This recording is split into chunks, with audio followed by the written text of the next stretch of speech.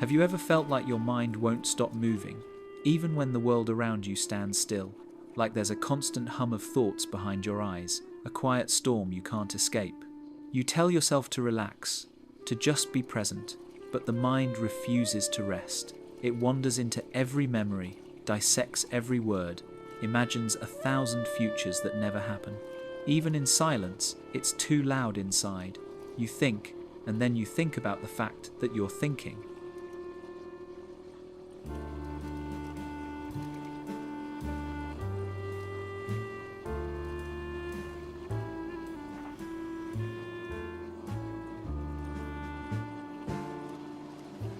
You watch others laugh easily, live easily, love easily, and you wonder what it must feel like to exist without constantly analysing every heartbeat. For you, nothing is ever simple. Every smile hides a question. Every goodbye becomes a thesis. You feel too much, think too much, care too much, and it's both your superpower and your curse. You weren't always this way. There was a time when you felt without needing to understand. But somewhere along the way, the mind became your shield, a fortress built from logic and memory to protect you from pain. Psychology calls it hypervigilance, the brain's way of staying alert to danger long after the danger has passed. Perhaps you learned early that safety isn't guaranteed, so you began scanning the world for meaning, predicting the next storm before it arrived. But this kind of awareness comes at a cost. The more you think, the less you feel connected to life itself. Every emotion gets filtered, every experience examined under the microscope of reason. You become both the actor and the audience, unable to surrender to the moment because you're too busy interpreting it. In neuroscience, they call it analysis paralysis, the freezing effect that happens when the mind spirals into infinite possibilities, unable to choose just one. You begin to notice patterns in people's behavior, in your own reactions, in the cycles of love and loneliness. You see truths others overlook, the fragile seams holding relationships together, the unspoken fears behind a friend's laughter. And yet, the more you see, the harder it becomes to belong. You crave understanding, but it isolates you. You crave connection, but you overthink it until it slips away. There's a line between awareness and obsession, between curiosity and self-torment, and deep thinkers often walk it alone. You live in a world that rewards quick answers, yet your mind hungers for questions that have none. So you keep searching through thoughts, through dreams, through sleepless nights, not because you want to suffer, but because you cannot live without knowing why. But no one is born this way. The roots of deep thinking often begin in silence. It always begins quietly. A small child in a dimly lit room, sitting cross-legged on the floor, drawing while voices rise behind a closed door. They don't understand the words, but they feel the tension.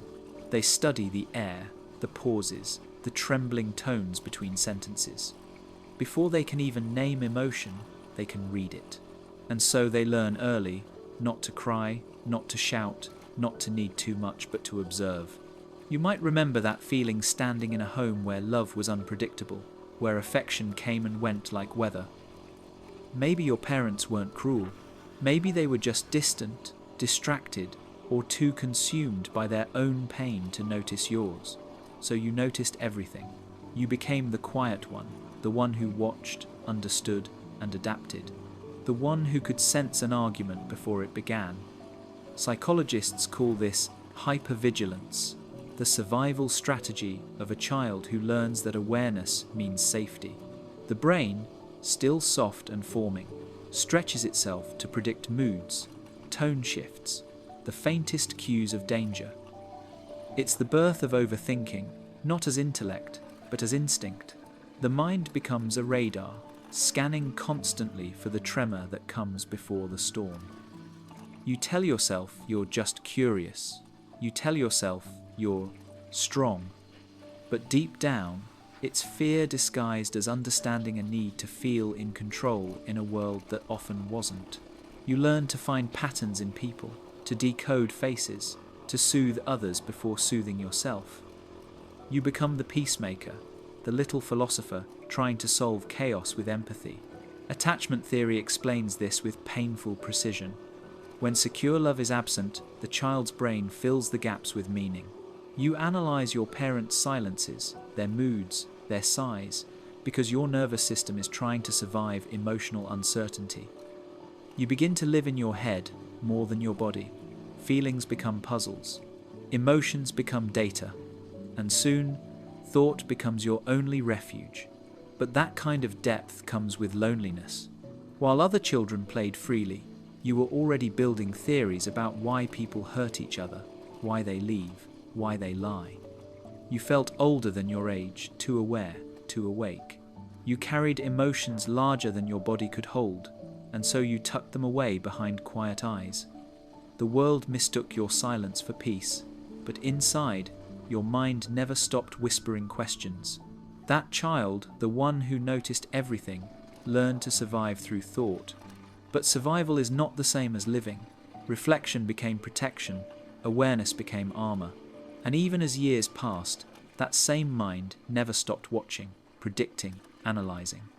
That child grows up, and the ability that once protected them becomes the very thing that isolates them. At some point, the child who once watched in silence becomes an adult who cannot stop analyzing everything. You wear your intellect like a second skin, polished, composed, and impenetrable. People admire how deeply you understand things. They come to you for advice, for interpretation, for meaning.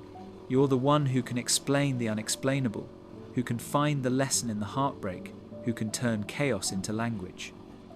But beneath that clarity lies exhaustion, the fatigue of always being the one who knows. You've learned to survive through thinking.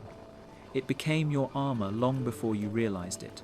Every observation sharpens your mind, but dulls your ability to feel. When someone hurts you, you don't rage, you analyze. You trace their behavior back to childhood trauma, to fear, to insecurity. You tell yourself you understand, and therefore you shouldn't feel pain. But deep down, you do. You just don't let yourself admit it. It's strange, isn't it? The way emotional intelligence can become a shield. The way empathy, once your strength, begins to separate you from others. You read people so well that you start predicting their rejection before it happens. You prepare for heartbreak before love can even begin. It's not cynicism, it's self-defense, disguised as wisdom. The mask of insight protects you, but it also keeps you at a distance from the world you long to touch. Psychologists call this cognitive avoidance, the mind's way of staying safe by staying busy. By analyzing, you avoid vulnerability. You avoid the chaos of simply feeling. Neuroscience shows that overthinkers often have heightened activity in the prefrontal cortex, the brain's reasoning center, and reduced emotional regulation in the limbic system. In simple terms, you think to survive, but in doing so, you forget how to live. You tell yourself that knowledge will bring peace. But peace never arrives, because understanding is not the same as acceptance. You can decode the mechanics of love and still feel unloved. You can study the nature of happiness and still not taste it. The labyrinth of thought keeps you safe from others' unpredictability, but it also locks you inside yourself. Sometimes you meet someone who almost breaks through, someone who makes you feel seen instead of studied. But even then, you hesitate. You search their words for subtext, their silences for meaning. You mistake vulnerability for danger because, once upon a time, it was. So you remain the observer, the philosopher, the mind behind the glass, brilliant, articulate, and alone. You can explain everything, except why understanding everything never feels like enough. But even the sharpest minds crave grounding, and science has tried to decode why deep thinkers see the world differently. Your mind is not chaotic, it's just active. Even in silence, it hums with a quiet electricity. Neuroscientists call it the default mode network, the part of the brain responsible for self-reflection, imagination, and meaning-making. For most people, this network quiets down when they're at rest. But for you, it never switches off. It loops, reflects, revisits, replays, not out of choice, but design. You don't just experience moments, you process them, dissect them, and search for what they mean long after they're gone. Studies show that deep thinkers, the introspective, sensitive, highly open minds, have more connectivity between brain regions that handle memory, imagination, and emotional processing. This means your brain isn't linear, it's woven like a web. Every thought connects to another. Every emotion links to 10 others, forming intricate patterns of reflection that others might never notice. You could call it intelligence, intuition, or creativity, but it's also overstimulation. Your brain doesn't just think about the world, it absorbs it. Psychologists often associate this with a trait called openness to experience one of the big 5 personality dimensions. Those who score high on it are curious, imaginative, and sensitive to beauty and meaning. But that same openness comes with a cost, emotional vulnerability. Because the doors of your perception are wide open, everything gets in: the joy, the pain, the noise. You don't just see the world, you feel its weight pressing against your mind. And then there's empathy, that double-edged gift. Research shows that people with higher mirror neuron activity often internalize others' emotions as their own. You walk into a room and feel the tension before anyone speaks. You sense unspoken pain. You can't help it, your brain is wired to tune in. But that tuning means your emotional bandwidth is constantly occupied. You live with background noise that never fades. Some studies even suggest that deep thinkers often oscillate between 2 neural states, the analytical network and the empathic network systems that rarely coexist easily. When one activates, the other resists. So, you swing between reason and emotion, analysis and empathy, logic and sensitivity. It's a tug of war inside your own head, an elegant chaos only you can feel. There's beauty in that complexity. It's what gives rise to art, philosophy, and self-awareness. But there's danger too, because when the same circuits that create meaning also magnify pain, you begin to drown in your own depth. You start to mistake thinking for control and rumination for clarity. The brain that never stops can see truth others miss, but it can also trap you in it. But the same depth that gives insight can also turn against itself, creating an invisible darkness only deep thinkers truly know. There's a moment when your mind turns against you. It doesn't announce itself, it slips in quietly, somewhere between reflection and obsession. What once felt like wisdom begins to feel like weight. You can't stop thinking, analyzing, decoding, until your thoughts no longer serve you, they consume you. You lie awake at night, your body still, but your brain alive, replaying words you wish you hadn't said, futures that never happened, possibilities that never end. It's a form of insomnia that doesn't need darkness. It can follow you through the brightest day. Carl Jung called it the shadow, the unacknowledged parts of the self that grow stronger the more we try to suppress them. The deep thinker's shadow is thought itself. It's the same brilliance that once offered clarity, now tightening around your mind like a vice. Every idea becomes a doorway into another. Every conclusion collapses into a new question. You start to wonder whether your intelligence is a gift or a trap. You see meaning in everything, but peace in nothing. There's a reason for this torment. The human brain was never meant to bear infinite awareness. Cognitive science suggests that overactivity in the default mode network, the same system that fuels introspection, can blur the line between creativity and rumination. You don't just think about life, you interrogate it. You question the purpose of love, the fairness of suffering, the nature of existence itself. It's beautiful and unbearable. You feel detached from others because your mind lives several layers beneath the surface. Conversations feel shallow, laughter feels temporary, and connection feels conditional. You envy those who live without needing to understand. To them, the world just is. To you, the world must always mean. And in chasing meaning, you begin to lose touch with life itself. The philosopher Nietzsche once warned that when you stare too long into the abyss stares back. You begin to sense that the quiet dread of being trapped inside your own depth. Thought becomes both your sanctuary and your cell. You start to notice your reflection everywhere in people's eyes, in passing words, in sleepless hours. The mirror never stops reflecting, but it never reveals peace. It's not madness, it's sensitivity turned inward, intellect stretched to its breaking point. You can't stop thinking, not because you love knowledge, but because you fear what silence might reveal. You fear that without thought, you might have to finally feel. And yet, even this torment isn't born in isolation, it's shaped by the world we live in. Have you ever felt like you were born into the wrong era, like your mind speaks a slower, quieter language that the world no longer understands? You look around and see people moving fast, talking loud, scrolling endlessly, their eyes flickering like screens, their hearts chasing the next distraction. Everything is urgent, everything is instant, and yet nothing feels real. In a world addicted to noise, silence has become rebellion. You've probably felt it, that strange dissonance between your depth and society's pace. You pause to think, but the world punishes hesitation. You search for meaning, but meaning takes time, and time is what no one has anymore.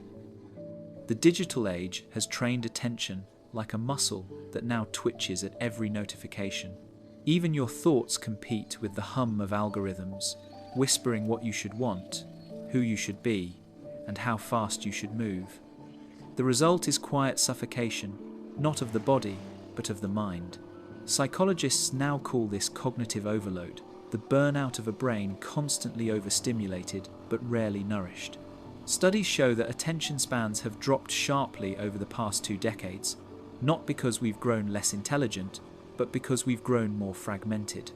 Our mental bandwidth is split into pieces, each one chasing novelty over understanding. For a deep thinker, this fragmentation feels like spiritual exile.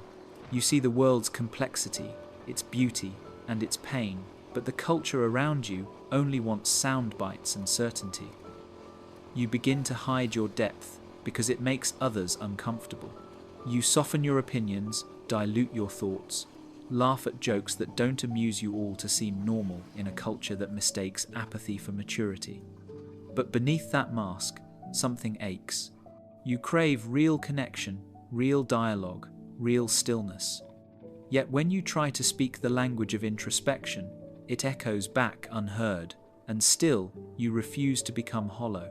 Because deep thinking, in this era of distraction, is not just rare, it's revolutionary. To slow down is an act of defiance. To feel deeply is to resist desensitization. To question everything is to reclaim your mind from the machinery of mass conformity. You are the quiet rebel, not fighting with noise, but with awareness. But even rebels grow weary, because the cost of seeing deeply is feeling deeply. And when the world keeps moving faster, your mind so heavy with meaning begins to fall behind. There's a strange kind of exhaustion that comes from feeling everything. You don't collapse from running or working, you collapse from thinking, from caring too deeply, from seeing patterns others don't see, and carrying meanings no one else feels. It's the fatigue that comes not from doing, but from perceiving. Your mind becomes heavy not with noise, but with understanding. You walk through life with eyes that never stop noticing.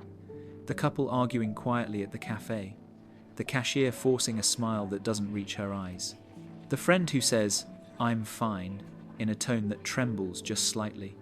You pick up on all of it, you absorb it, and while others move on, you carry the fragments home. They stay with you, echoing through your mind like unfinished sentences. That's the hidden price of awareness. Every truth you see settles inside you.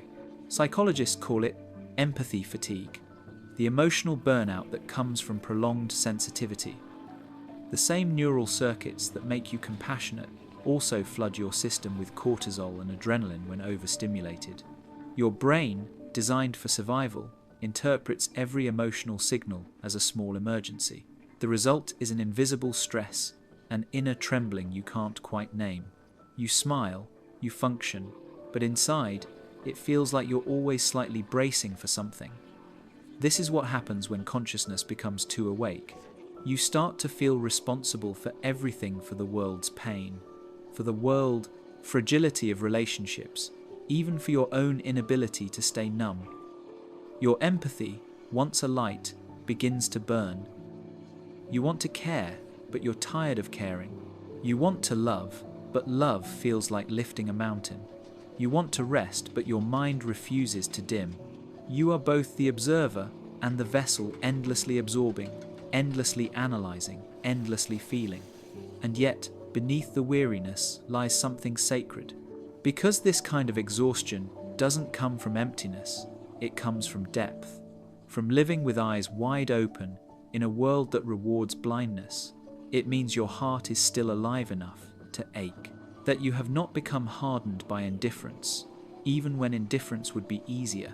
Still, the burden is real. The inability to turn off, the mind can blur the line between wisdom and sorrow. You begin to wonder if awareness is worth its cost, if knowing too much about life steals your ability to live it freely. But even as you question it, something inside you resists giving up your depth, because somewhere, quietly, you sense that this weight you carry, this ache of understanding, holds meaning of its own. Yet within this weight lies the seed of transformation, if one learns not to silence their depth, but to live with it differently. There comes a point when you realize you can't think your way out of everything. You've tried dissecting every feeling, every silence, every moment that broke you, but the truth is, not every wound can be solved with understanding. Some things are meant to be felt, not fixed. The healing of a deep thinker doesn't come from thinking more, it comes from remembering how to be. You begin to see that peace isn't the absence of thought, it's the art of not believing every one of them. The brain that never stops will never be silenced, but it can be softened. Neuroscience calls this neuroplasticity, the mind's ability to reshape itself through new habits, new awareness, new compassion. The same circuits that once looped in fear and analysis can, over time, learn to rest. Mindfulness isn't about emptying your thoughts, it's about holding them without drowning in them. You start to notice the small things again, sunlight trembling through the curtains, the rhythm of your own breath, the warmth of a cup in your hand. You begin to inhabit your body, not just your mind. Psychologists call this embodiment, grounding your awareness in the present moment, anchoring it where life actually happens. Because no matter how intelligent your thoughts are, they can't experience the world for you. Only your senses can. Slowly, you learn to draw boundaries not around people, but around your inner world. You stop letting every problem rent space in your mind. You stop overanalyzing every silence. You start asking, does this thought serve me, or does it starve me? Journaling becomes a form of release, not an intellectual exercise, but an exhale of everything unspoken. Creating, whether through words, art, or movement, becomes a bridge between what you feel and what you let go. And perhaps the most radical act of healing is connection. To speak your truth without over-explaining it. To sit across from someone and be fully there, not lost in internal analysis. To share silence without needing to fill it. When you live from your depth, life stops being something to decode, it becomes something to experience. You begin to realize that being a deep thinker was never the problem. The problem was believing that depth required suffering. You were never too much, only too awake in a world afraid of its own reflection. And perhaps the greatest wisdom of all is realizing that thinking deeply was never the curse. Forgetting how to feel was. There comes a moment, after all the questions, after the restless nights and relentless analysis, when your mind simply grows tired, not defeated, not broken, just weary of its own noise. You start to notice that all your searching, all your philosophizing, has been a long journey in circles. You have read every map, chased every truth, and yet the peace you longed for never lived in the destination. It was always in the stillness beneath your steps. You begin to realize that your thoughts, as brilliant as they are, have been both compass and cage. They guided you through darkness, but they also kept you trapped inside it. Every answer opened a new question. Every understanding revealed another layer. You've stared into infinity long enough to see that the mind's pursuit of certainty is endless, and that the deepest freedom comes when you stop demanding answers and begin allowing awareness. Neuroscience has shown that the human brain lights up with constant activity, even in rest, a flicker of electrical storms dancing through the default mode network. But beneath those neural waves lies something quieter, something science can't quite measure: consciousness itself, the space in which thought appears and disappears, the still observer behind every question you've ever asked.